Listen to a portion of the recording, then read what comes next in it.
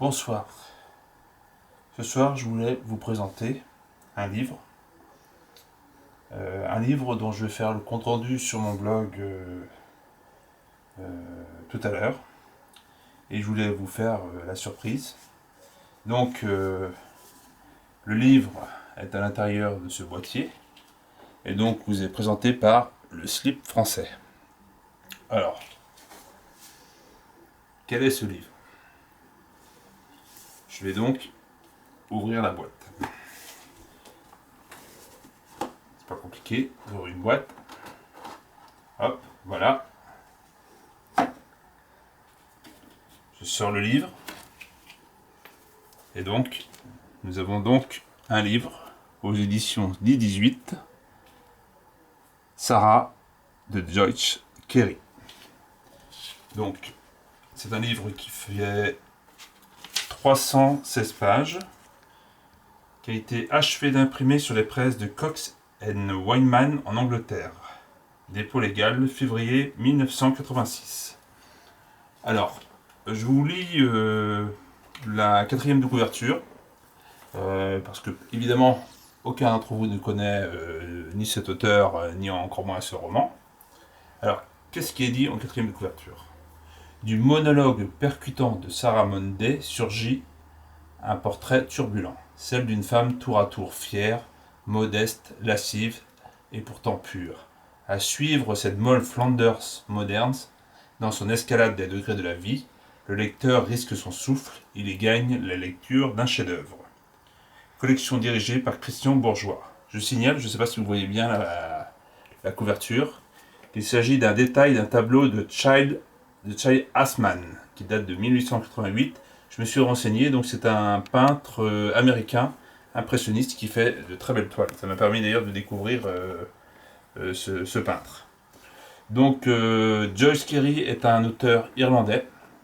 Et j'ai acheté ce livre lorsqu'on s'est arrêté dans la Cité mondiale du livre à Becherel, en Ille-et-Vilaine. Donc, pour ceux qui ont suivi le blog, ils savent qu'on s'est arrêté là-bas pour faire un petit tour du village. Le village a la particularité de ne contenir que des bibliothèques, à part peut-être une boulangerie. Donc, je me suis mis en quête de livres irlandais avant de partir en voyage en Irlande. Et donc, parmi les livres que j'ai acheté celui-là. Voilà, donc ils sont bons, le vieux livre. C'en est enivrant. Voilà.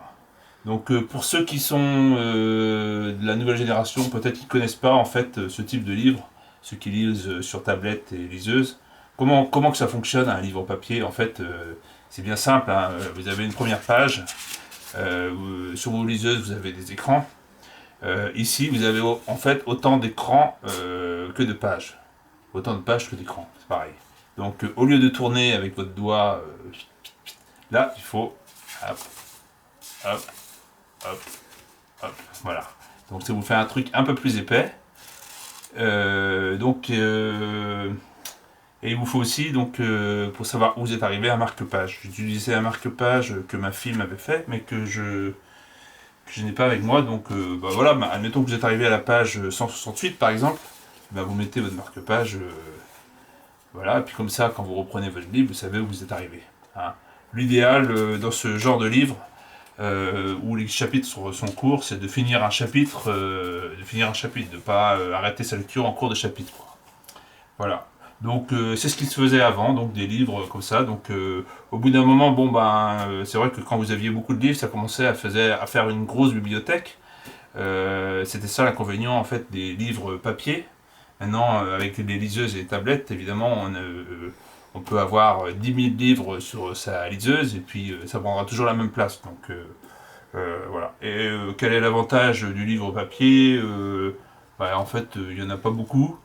À part si c'est un bel objet comme elle est la collection La Pléiade ou d'autres. Autrement, je vois pas beaucoup d'avantages parce que bon, il y a une couverture, mais sur les livres numériques aussi, il y a une couverture. Donc voilà. Donc je n'ai pas grand chose à dire. J'ai acheté 3 euros. Et donc je vous ferai un compte rendu, donc comme d'habitude, sur l'espèce de blog.